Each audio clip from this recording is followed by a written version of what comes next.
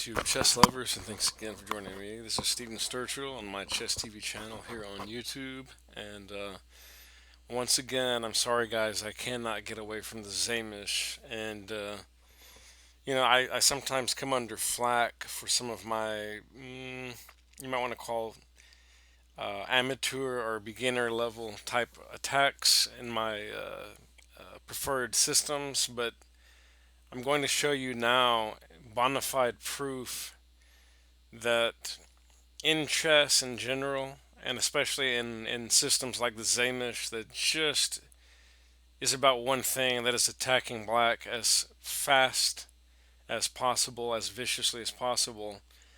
Um, Time is everything, and material means next to nothing as long as you are going to checkmate your opponent. And I'm going to show a system here that is just incredible. So, well, it starts off, and the move order is not particularly important, obviously.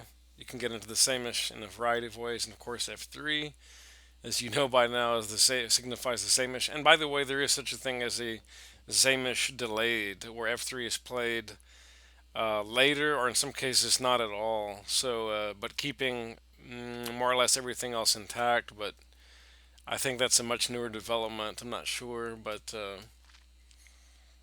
so here I was recently ridiculed for this idea of G4,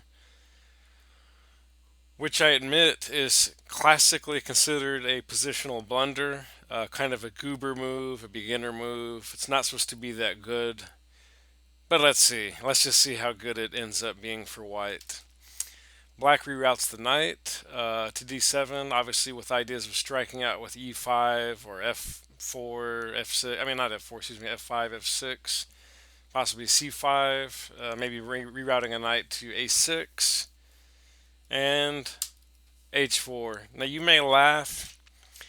I guarantee if I'm lucky enough to have anybody over 2,000 elo watching, which I doubt because they have their own programs to look at. But if you are watching Naka and Gata, etc., uh, Irina, Crush, etc., Ben Feingold, Yasser, especially you newer super GMs, you might want to take notes because this setup and you'll see this is convincing. This is no joke. And by the way, guys, this was played against Komodo 8 for both sides. It's not like black is some kind of 2200 expert or 2450 fairly weak or average IM. Our run of the mill 2550 Grandmaster. No, this is a silicon monster. Black lashed out with c5. And we close the center, typical of many King's Indians, and again, especially of the Samish. Black plays a5. A5, h5. We're not even concerned with the a file right now.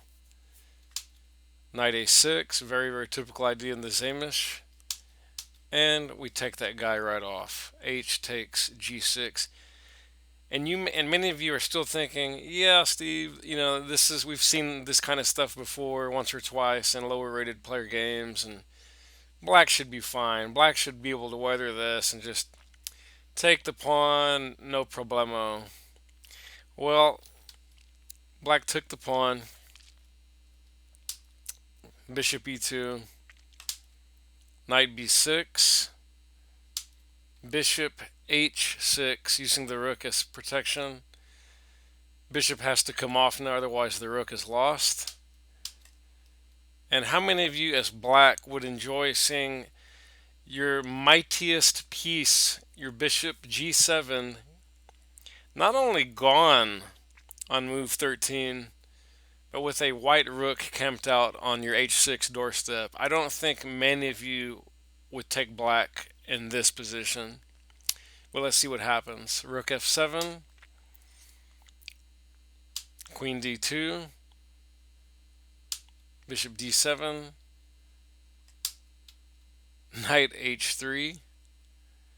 And it's starting to look very, very uncomfortable for black. Queen f8, not a bad move. Not a whole lot in the position. Long castles. And you can already see there's ideas of this guy coming here to h1. There's ideas of some point the queen inhabiting h6 perhaps, or coming to g2 perhaps, or coming to h2 perhaps. There's ideas obviously of knight g5 with tempo. And notice that black no longer has any pawns to stop nor control. Even a simple pawn push of g5 cannot so easily be dealt with. This is not a laughing matter, guys. This is the real deal. Knight b4, trying to get some kind of desperate counterplay, and rook. Let me get that window out of the way. I'm tired of that variation window popping up. Sorry about that. Rook h1. There were a couple of other decent moves certainly in the position, but Rook h1 just smells like money. I mean, it's just. I think, really honestly, I think Black should just resign. Just that's it. I've seen enough carnage. Black Queen goes to g7, and again Knight g5, the money shot. Rook f8. Rook takes h7. Queen e5. You know, anytime you see Black's queen run away from a swap, and you see a column of death on the h file and a knight on g5 with a queen guarding it, potentially a pawn, it's not your day. It's not your day in chess, or at least it's not your game. And here, White played a very powerful prophylactic move, getting out of all sorts of nasty pins. Obviously, the main threat, obviously, please tell me you saw it, was Black Queen going to f4 with tempo on the king, had the king still been on c1. So King b1 is extremely powerful and much needed in this position if you want to finish Black off in style. Otherwise, you might be drawing. Black Knight comes to a4.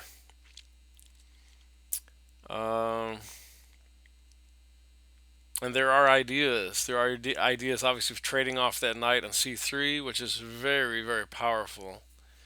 It's not in the ideal portion of the board, but it is protecting the king. It is supporting a lot of the pawns in that part of the board. Obviously, if we just look at these pawns, not that pawn, but it's a strong piece. You know, sure we'd love it to be somewhere up here, especially here.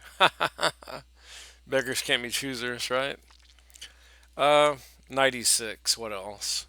And it's getting hot in here. It's getting hot in here. G5. That's a miserable looking, pathetic move. But it does have a certain rationale. And now we can go ahead and commence with the checks. Rook h8, check. King f7. Rook 1, h7, check. And note that if the king makes a blunder here and goes to e8, that is lights out instantly, mate in 1. Don't want to do that if you're black. King f6. What's the money shot? Simply just get rid of the rook on f8, threatening now the bishop on d7. Knight b6. Knight takes the bishop with check. Of course, knight takes back. Rook takes rook, a8. King g6. Rook back to the corner, supporting the second rook on h7. A nothing move. Okay, a4, whatever. Queen d1. Threat is clear. Coming to h1.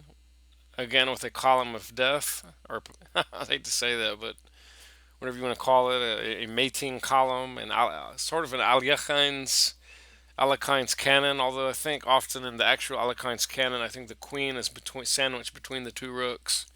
Whatever. Queen takes h8. Rook takes.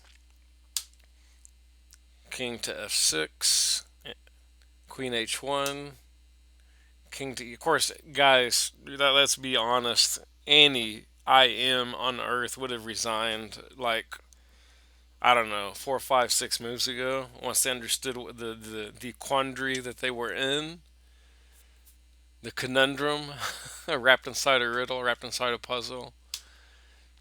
Rook h6, knight d3, an absolutely desperate move. And here we can just avoid that knight and play an instant rook e6 check, king d4, queen check g1, king takes c4, queen d1, knight b6, queen exchanges on d3, check. Notice the battery that they have now. You're working with the bishop. King b4 and checkmate on b5. Guys, that is mate in 36 against a 3100 ELO silicon monster machine. For any of you that doubt this line or system, I encourage you to try it at your next tourney. If you know someone that gets into King's Indians, and this will absolutely shred them alive. Let's go back and look at it one more time and concentrate on the ideas and the position. G4. Note that, yeah, the knight has nowhere else to go. He's got to either go back to E8 or D7, making the knight look rather ridiculous with this G4. And it wouldn't have made much of a difference had white had played E5 because we're still going to close that center regardless. And also that would take away the one square of the knight, so that's not an ideal move. F5 maybe is a better try in this position, but it still feels very loose to me because at some point, I don't know, you might get a knight hopping in there somewhere to d5, or even a queen to d5, or a bishop, etc., etc. Again, that may be a better try for black, and I may look at that down the line, but at any rate, close the center. If you don't close the center, black begins to get some cheesy counterplay. Don't want to do that. And here, obviously, if black pushes g5, that would just be worse. I mean, bishop would take instantly, unchallenged. Um, yeah, that would be very, very bad. take g6. Black takes. Bishop e2. And I'm just not going to annotate anymore. Again, this is one of the key ideas using this line. Again, if black wants to move the bishop, he's welcome to do that. But in fact, he could do that. Actually, I just noticed. Let's, for example, I wonder how good this is.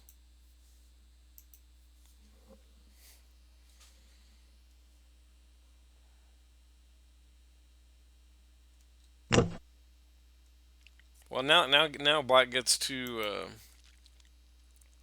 move his rook, which kind of sucks. But there's all kinds of ideas now looming in the position. We still have this delicious knight h3 coming. And let's say black plays e5, a pretty typical move in the position. What else? What else can white do here to keep the party rolling?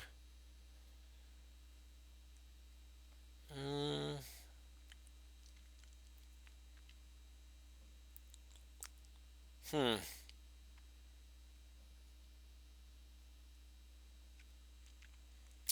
Could go here immediately. That'd be fun, and but it really just doesn't accomplish much. It just moves the queen to, I don't know, c7 or d7. Let's see here. What else looks good? I think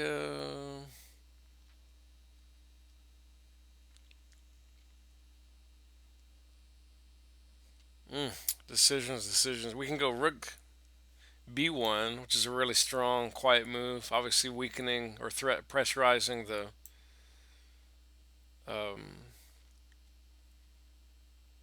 the knight. But I think the deeper idea is to attack d6 at some point. Certainly, we have knight g5 still on the table, and in fact, yeah, let's just play this line. This looks very intriguing, and I think here I'm going to do this. Does it matter that I lost the right to castle? I could care less. And I'm going to go ahead and do this. Okay. Let's just play something crazy like this. Is that too crazy? Maybe that was a little too crazy. I was picturing something crazy here like this.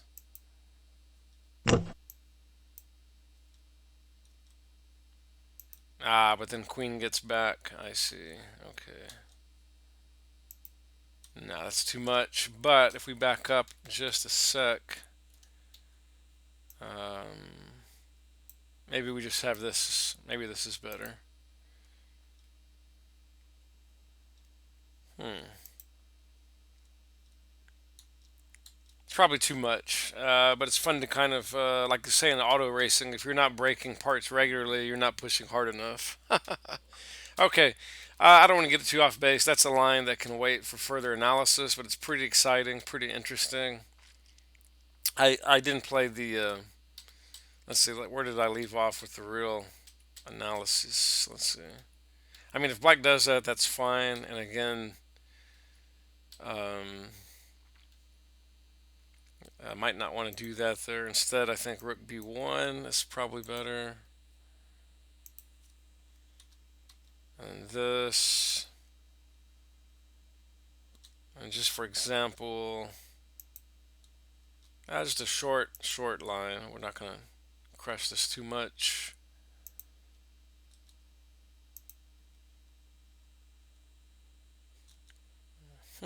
And white king does go to manually castles.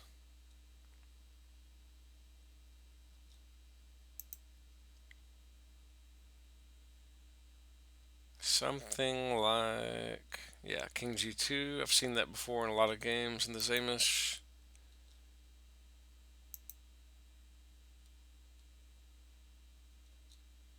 Hmm.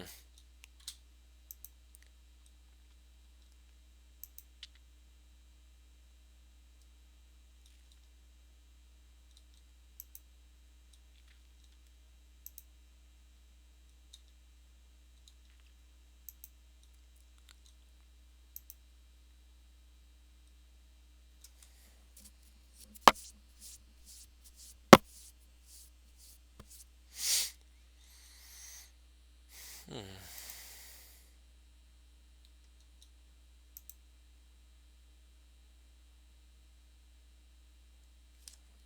Well, anyway, anywho,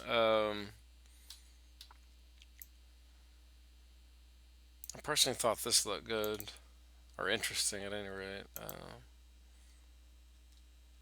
The idea is something like,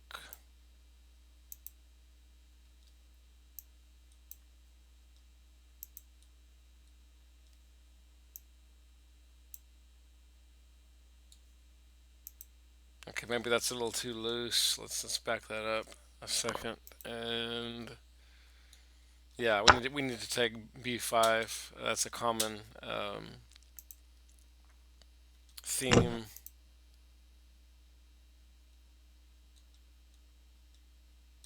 Well, anyways, et cetera, et cetera, et cetera. There's lots of familiar little tactics and ideas here, similar to a lot of King's Indians. Let's get back to the. That can wait. Let's just stick to the line that I'm showing here today. It's just, again, black may have slightly better responses, and that was the point of looking at that little off sideline. But if they don't play that more testing f5, Um, they're going to get crushed. And again, I'm just going to blitz through these moves.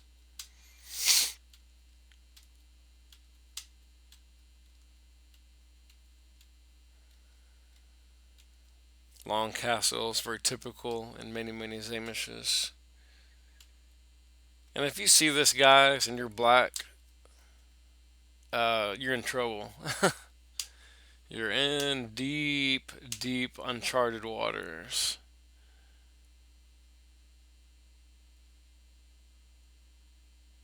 In fact, here I just noticed something. Um,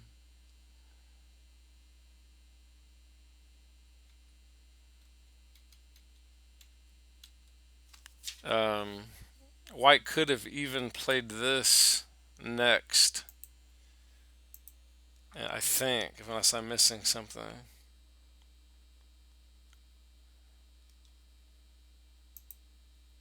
And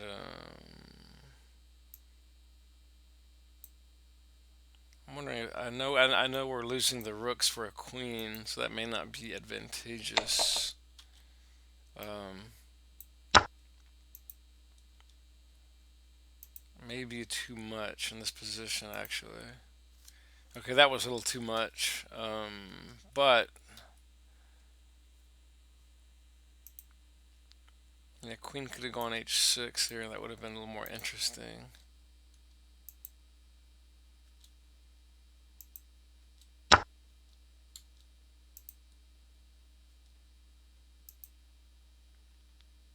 Yeah, but that's not good though. Black is now holding. White still has an edge, but it's minuscule now. So that's, yeah, my bad. That's not working. That was a little too loose. Okay, but at any rate, just play the prophylactic king b1. Beautiful tactical shot of the knight going to e6. And Black played I guess, the only decent move because if bishop takes,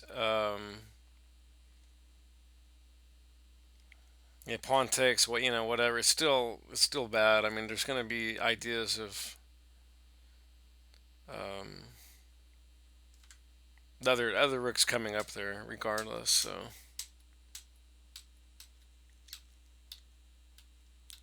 and I thought this was just an incredibly beautiful finish. This move here is just beautiful. That just cuts Black's rooftop off. It's like a chop top. Check, box you in, check, G1, Queen G1, ready to gobble the knight with tempo and end the battery, and checkmate there. So give this a shot. It's not at all a light, fuddy-duddy line. Uh, this is the real deal, guys. And so one more time, let's get a look at this and try to understand the ideas in this system and this line. It's just going all out for broke. It's like a Gonzo attack or something.